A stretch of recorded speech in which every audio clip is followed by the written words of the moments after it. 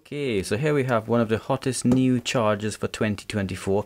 It's the Anker Smart Ultra Powerful Desktop Charging Station. First thing I have to say about this is Anker, your naming convention is absolutely atrocious.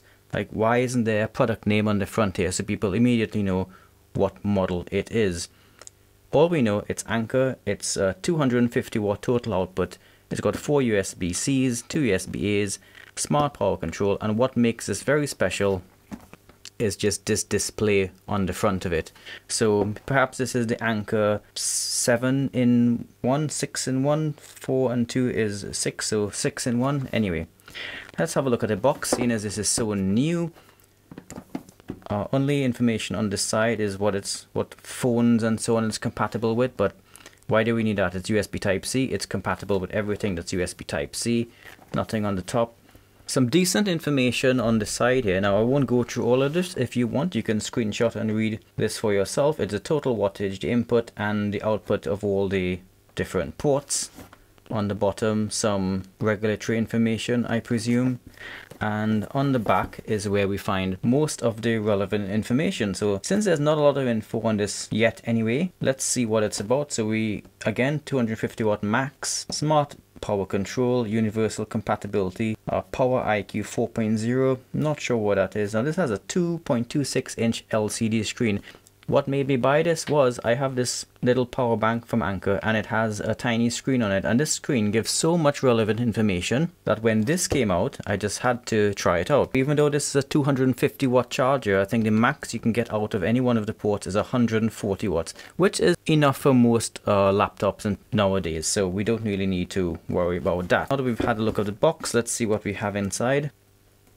Now I just realized I didn't have to cut that because it actually has a pull tab. Oh well. So let's see what we have inside. It comes packaged like a lot of Anker's stuff these days. Very nicely packaged if you ask me. So here's the charger itself. Put that aside for a moment.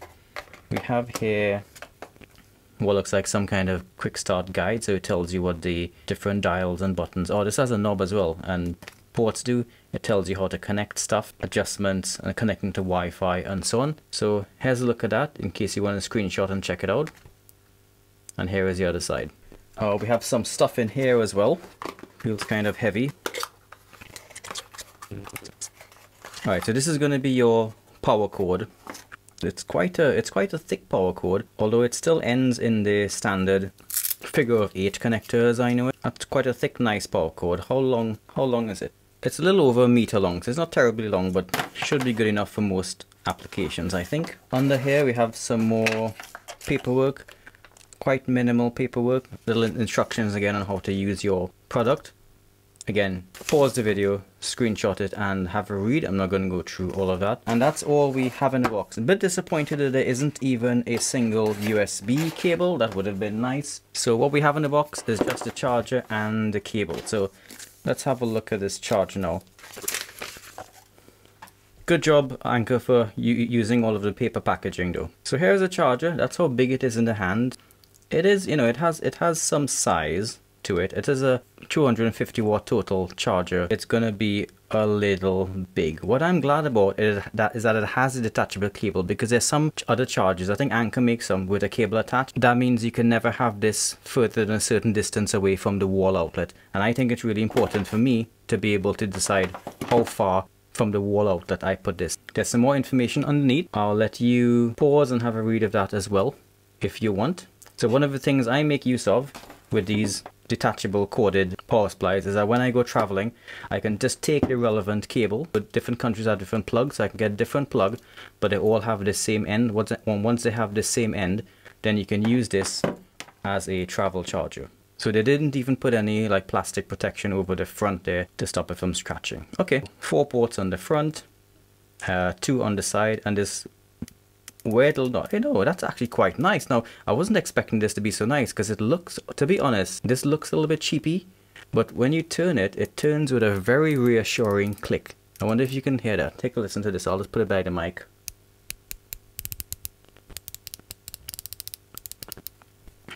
So a very nice turning mechanism there on this. Let's get this plugged in now and we will see how it performs. Oh, it also has a electronic noise suppressor as well. That's interesting. I just plugged it in and there was a little bit of an Anker logo for a bit.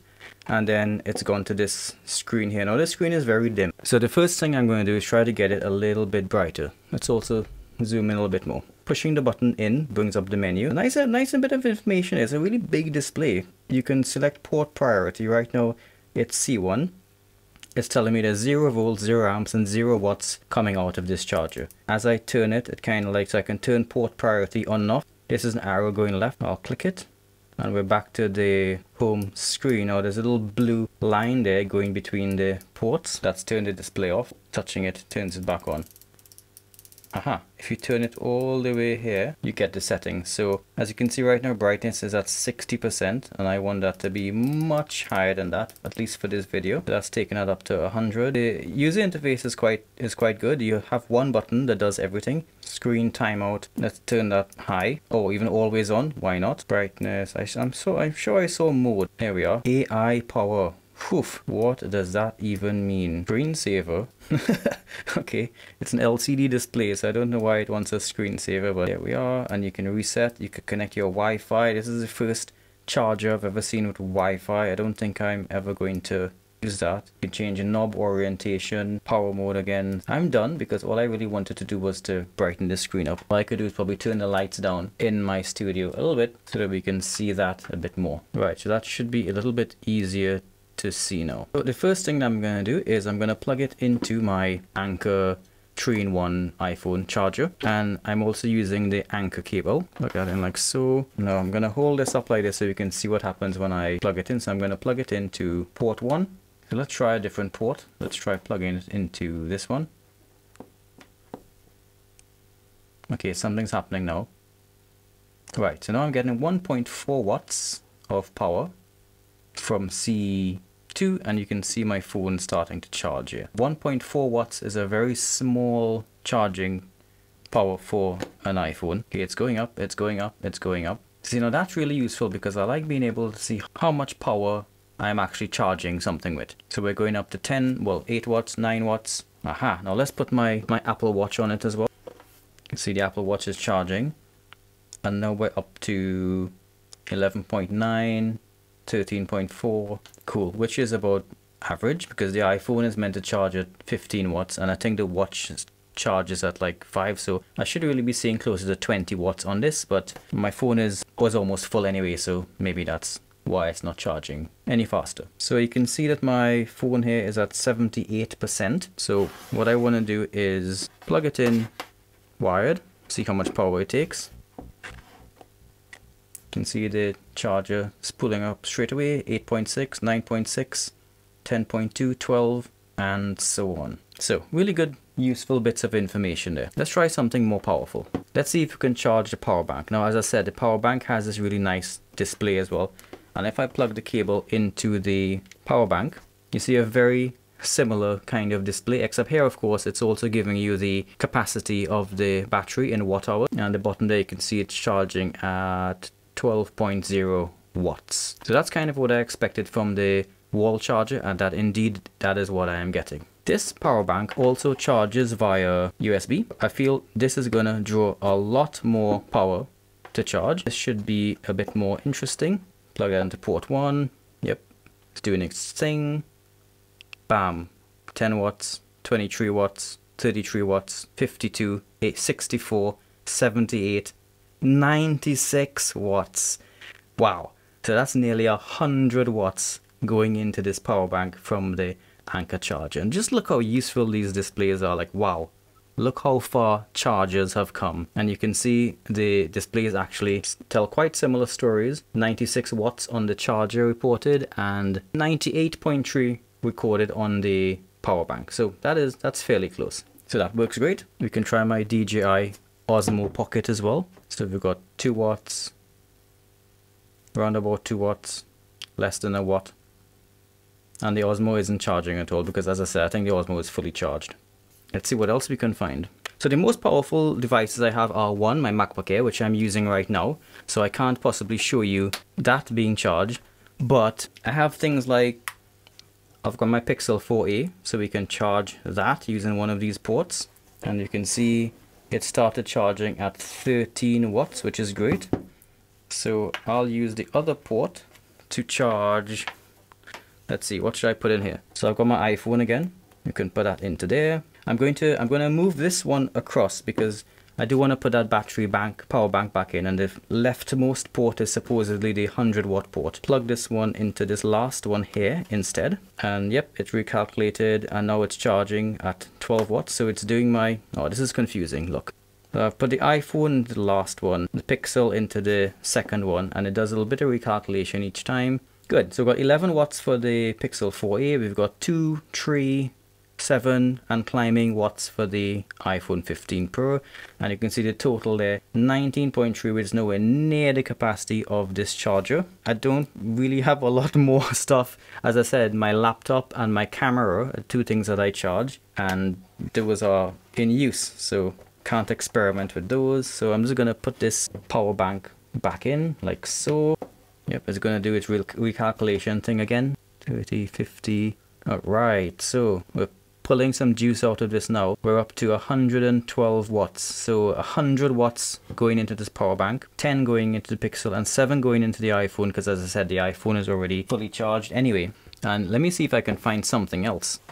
So I'm actually going to try one of the Type A ports now, because I've got this Sony camera which charges via micro USB. Plug this into the camera. This is a Sony A6400, and then we put this into one of the Type A ports on this side. What happens on screen? Not a lot, unfortunately. So sorry for interrupting your regularly scheduled programs, but I've been playing with it after recording, and I've realized that if you turn the knob, it goes from ports 1 to port 4, but then if you keep turning, it actually goes across to the ports on the side. So you can see the power that's coming out of all the ports. You just have to turn this button all the way to see the ports, and if you turn it too much, you see this funny animation, lol.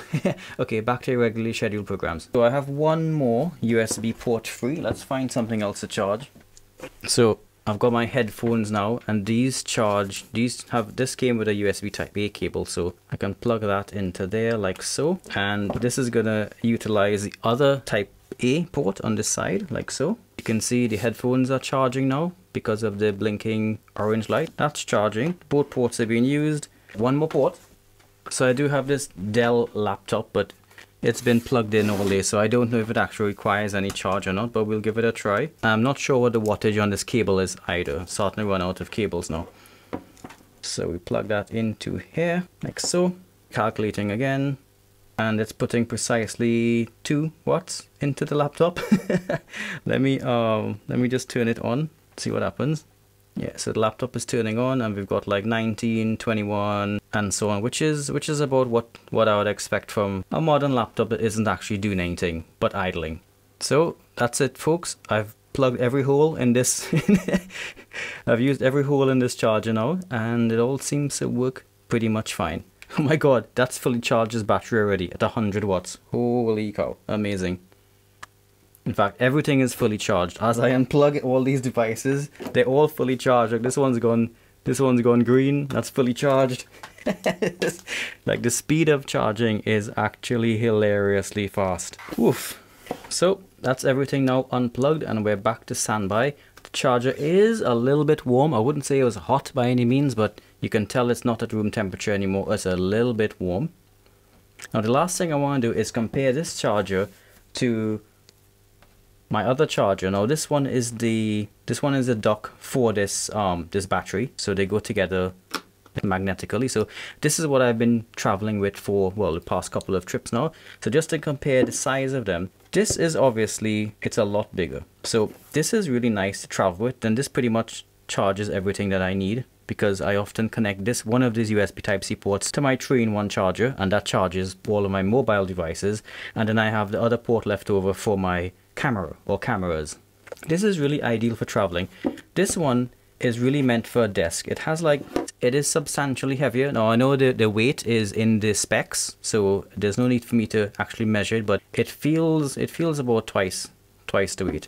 I'm just going to unplug it now so I can get a better feel for it. This charger is substantially heavier, substantially thicker, substantially wider in all dimensions. So I think this one is probably the better one to travel with still. And this one will be reserved for use at home, where I can use it to plug all of my devices in. So this one will stay home and this one will keep going with me. So that's it, guys. Thank you for watching. This is an unsponsored video. Anker did not send me any of these products, even though it looks like I'm some kind of Anker fanboy. I'm not.